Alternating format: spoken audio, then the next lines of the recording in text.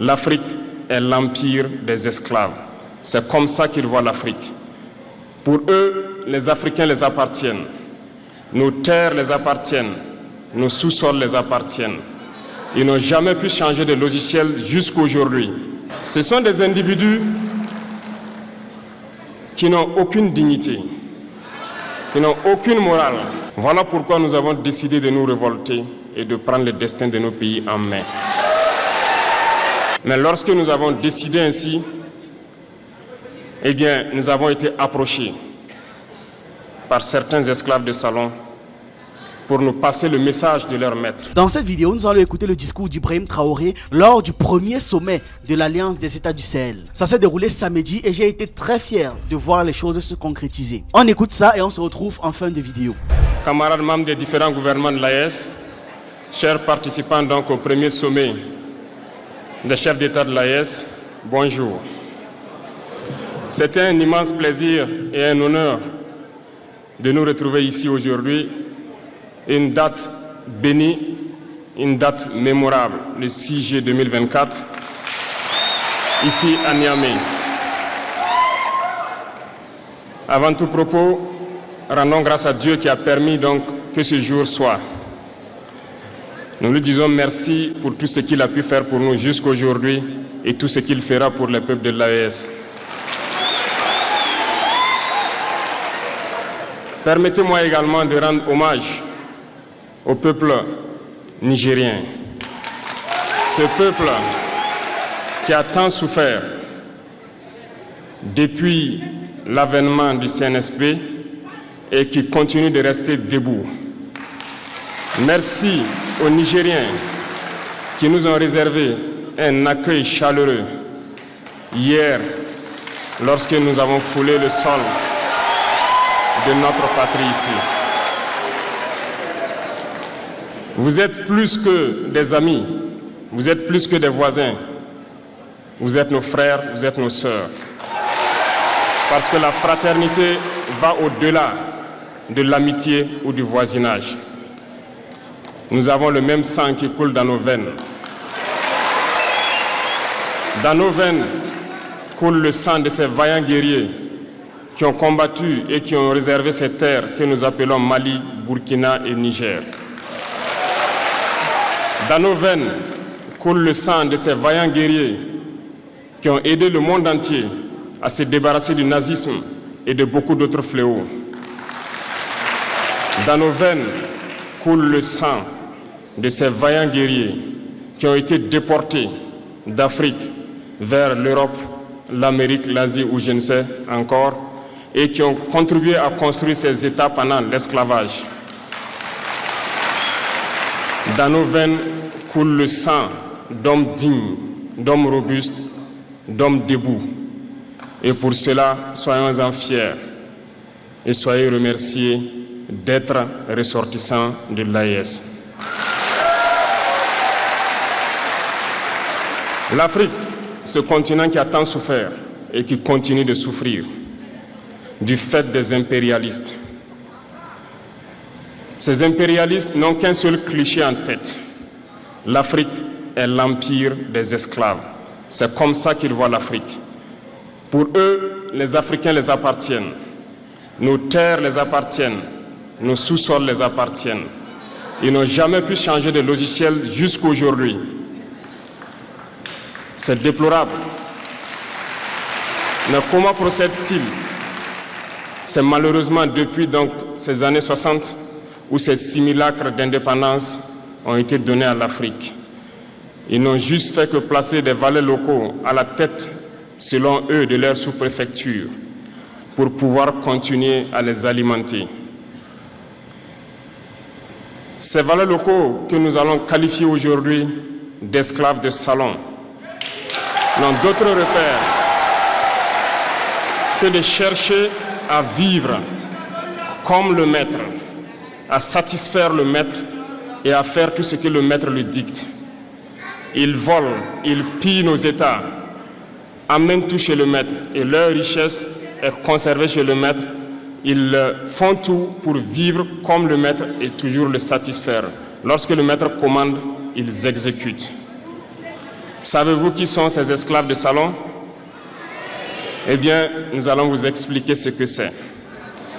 Ce sont des individus qui n'ont aucune dignité, qui n'ont aucune morale, qui n'ont aucune personnalité. Mais le maître esclave a toujours su identifier ces individus. Ils sont toujours prêts à trahir leurs frères pour satisfaire le maître. Ils nous ont trahis depuis l'indépendance et d'autres continuent jusqu'à aujourd'hui à nous trahir au profit de leur maître. Ces individus continuent toujours, contre vents et marées, à piller l'Afrique, à aider le maître à piller l'Afrique. Ils se plaisent à le dire chaque année dans leurs sondages économiques. Le Burkina est le pays le plus pauvre, le Mali est le pays le plus pauvre, le Niger est le pays le plus pauvre. Nous sommes classés parmi les derniers. Très bien, si nous sommes aussi pauvres qu'ils le disent, mais quand est venu le moment de prendre nos responsabilités, nous avons demandé à ces maîtres de quitter les lieux. Pourquoi ne veulent-ils pas partir? Lorsque nous prenons le cas du Niger, depuis plus de 40 ans, certains pays exploitent l'uranium pour produire de l'énergie chez eux. D'Ottawa jusqu'à Paris, les rues sont illuminées, c'est la lumière. Mais au Niger, c'est l'obscurité qui nous est servie. Lorsque vous partez dans nos États, nos sols sont troués de toutes parts pour rechercher les métaux précieux tels que l'or. Mais souvent, il n'y a même pas la moindre route accessible pour atteindre les zones où ils exploitent l'or, encore moins certains services sociaux de base.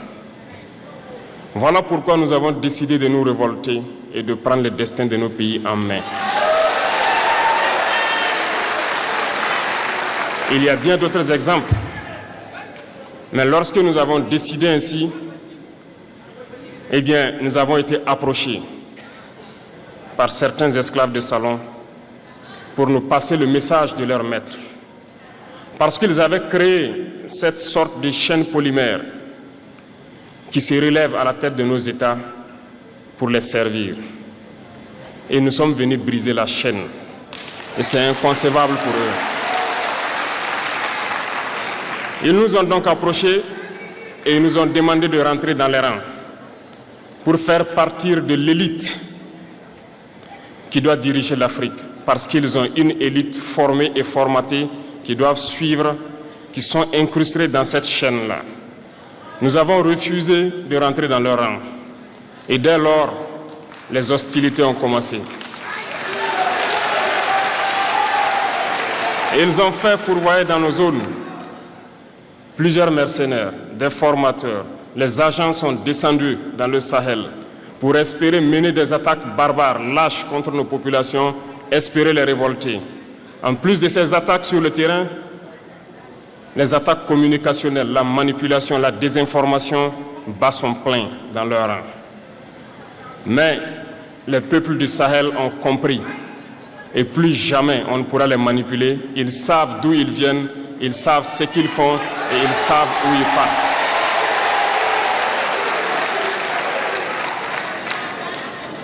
Nous n'allons plus permettre cela. Les gens sont éveillés et les gens se battent aujourd'hui, pas pour nous-mêmes, mais pour les générations à venir. Et merci à tous pour le combat qui est livré. Cela ne nous fait jamais pleurer. Nous n'allons pas trembler. Nous allons affronter. Nous allons nous battre pour l'indépendance réelle, pour notre liberté. Parce que pour faire peur au peuple de l'AES, ces individus n'ont que 3 termes dans la bouche: démocratie, liberté, droits de l'homme. Bien sûr, leurs valets locaux ne sont élus que dans un processus démocratique, libre et transparent selon eux leurs valeurs. Quoi de plus normal qu'on veuille nous imposer cela, parce que c'est eux qui édictent les règles. Très bien, nous avons décidé de nous assumer.